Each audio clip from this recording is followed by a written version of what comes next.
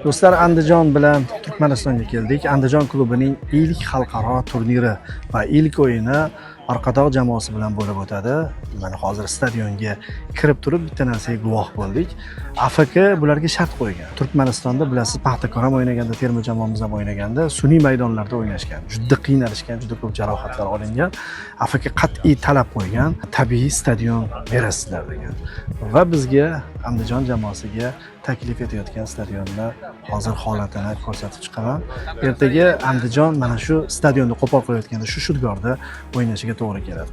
Balkim Xamikovmi davrida yutib olishi osondir bunaqa stadionda, chunki havodan ko'plab past bo'lardi, lekin hozirgi Shatskix davrida Andijon asosan yerdan zamonaviy futbolni ko'rsatyapti. Aytishlaricha, ushbu jamoa, ya'ni Orqadoq Guinness rekordlar kitobiga kirgan ekan.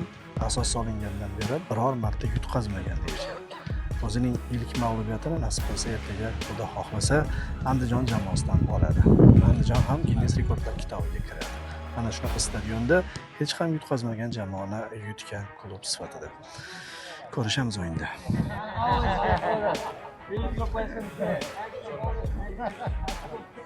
Bugungi dasturimiz homiysi Lucky Pari kompaniyasi eng yaxshi va katta koeffitsiyentlar, shuningdek eng katta bonuslarni faqat Lucky Pari kompaniyasidan olishingiz mumkin. Shuningdek, YHB promokodi bilan ro'yxatdan o'tsangiz 3 million bonusni qo'lga kiritasiz. Lucky Pari kompaniyasi hozirda O'zbekistonda yangi bo'lganligi bois yangi o'yinchilarga katta bonuslarni taklif qilmoqda. Hozirroq video ostidagi havola orqali ro'yxatdan o'ting va o'z bonuslaringizni qo'lga kiriting.